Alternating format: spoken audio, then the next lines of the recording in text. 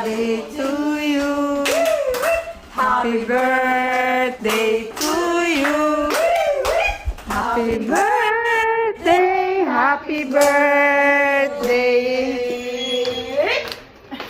Happy birthday to you. Happy birthday.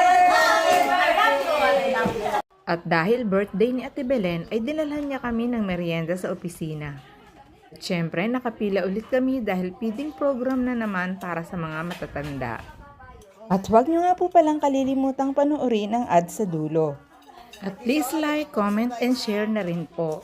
Ayan, may request, pakihalo daw naman ng spaghetti. Sana Ate Belen ay napasaya ka namin sa iyong birthday dahil talaga namang nagustuhan namin ang niluto mong spaghetti. Tingnan mo naman pagkalipas lamang ng ilang minuto ay yan na lang